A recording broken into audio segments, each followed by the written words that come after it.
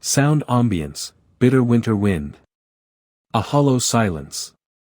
Somewhere far away, faint Christmas carols bleed through static, warm, distant, unreachable. Close your eyes for a moment. Picture Christmas Eve the way it should be. Snow drifting gently across glowing rooftops, windows wrapped in red ribbon and golden light. On the mantel, stockings hang in expectation. Someone laughs softly beside a crackling fireplace. Peace. Warmth. Safety. Magic. Now. Erase it. Replace the warmth with a chill so sharp it slices through bones. Turn those twinkling lights into the security beacons of a heavily guarded mansion. Let the silence swallow you whole. Let the wind whip like a spirit hunting for warmth, and finding none. This is not an ordinary Christmas Eve. This is a killer's night. Meet Paige. She isn't wrapping presents tonight. She's checking the suppression locks on a .22 caliber pistol. She isn't thinking about family, or sugar cookies, or midnight mass. She's calculating angles, sight lines, and exit points. Her world isn't lit by candlelight. It is illuminated by motion detectors. She doesn't believe in Santa Claus. She believes in clean kills and clean exits. Her phone buzzes, not with holiday greetings, but with cold directives, encrypted coordinates, and completion expectations. For Paige, December isn't about festivities. It's about deadlines. And tonight's deadline? Final. She slips through the side entrance of a palatial home, untouched snow crunching beneath her boots like broken glass. Inside, a target. A man. A contract. Routine. Until it stops being routine. Because somewhere down the hallway, just beyond the open door, there is a soft, almost sacred sound. Breathing. Not hurried. Not terrified. Peaceful. Innocent. Asleep. She steps forward and sees. Not the target. But the daughter. A little girl, wrapped in blankets, safe in a dream world that Paige abandoned long ago. And for the first time in a very long time, Paige's trigger finger goes still. This is where the short story truly begins. What happens when a professional killer draws her own kill claws? A moral line in the blood-soaked sand? What happens when the price of walking away is your own life? This is the Kill Clause. By Unger. Paige is a paradox wrapped in frostbite and emotional scars. Emotionally, she's ice. Professionally, she's precise. But internally, there's a war raging. She isn't heartless. She is trained to bury her heart. The short story slowly cracks open the armor she's built around herself, brick by brick, revealing not a ruthless assassin, but a broken human who once believed in normalcy. So what broke her? The little girl in the house isn't just a complication. She's a mirror. She reflects Paige's buried past, the ghost of who she once was. A girl who believed in warmth, in trust, in a world where good people don't die because someone paid for it. But what stands out is this. Paige doesn't walk away because of fear. She walks away because of memory. The girl triggers something deep, an emotional echo. A repressed image. A trauma. Unger never shows us the full memory, but the implications are chilling. We infer loss. Betrayal. Helplessness. A wound never quite healed. The texts from Julian, her ex-husband, are critical. They aren't just story fillers. They represent the life that could have been hers: Christmas dinners, mismatched pajamas, family chaos, irritating but loving normalcy. Julian isn't begging her back, he's reminding her she once belonged to humanity.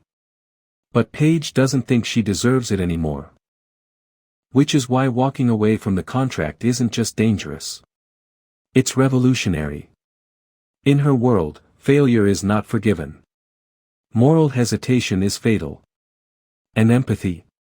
That's suicide. She knows.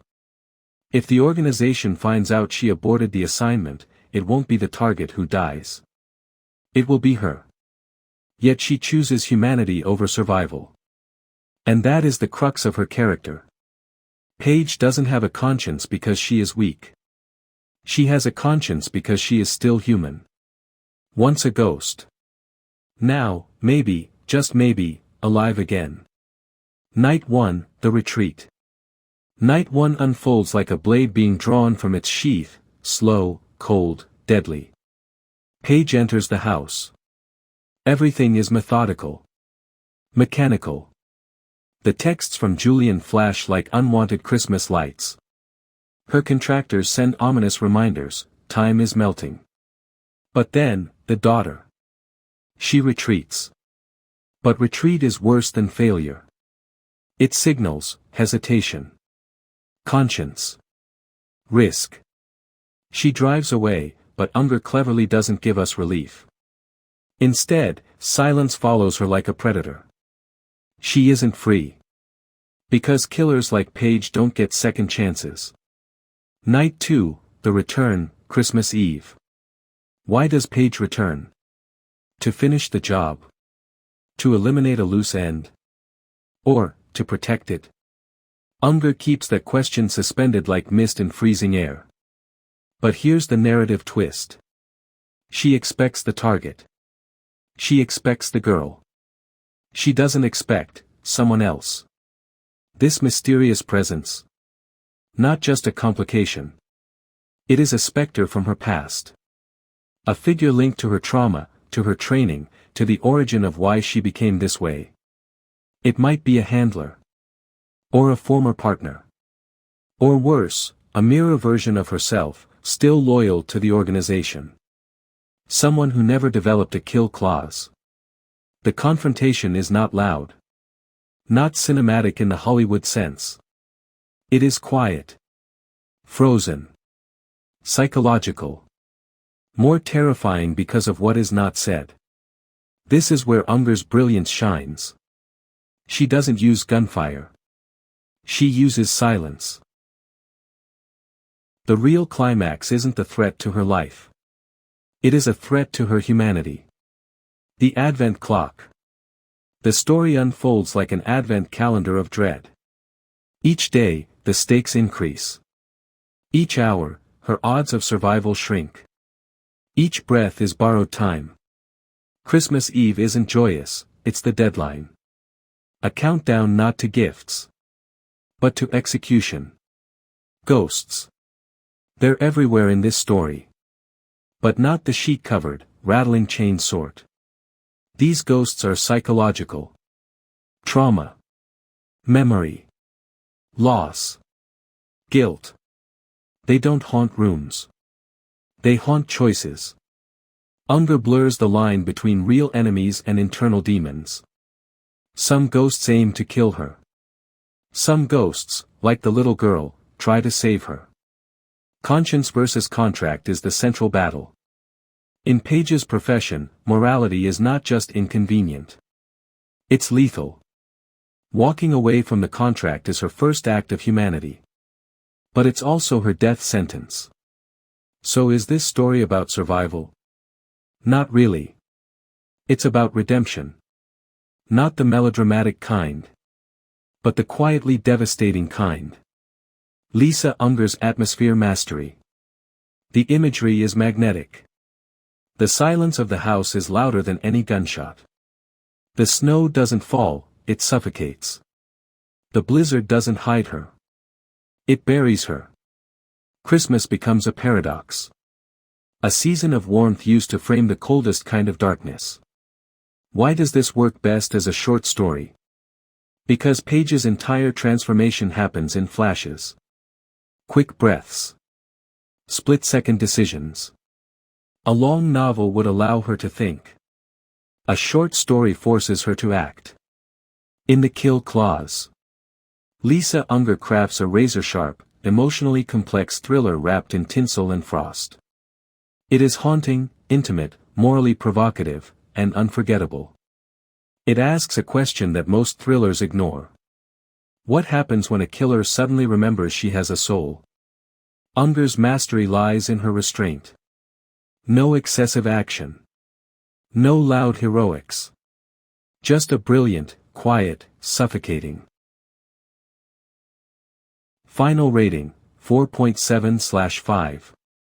Perfect for fans of dark psychological thrillers, morally complex characters, and atmospheric short fiction.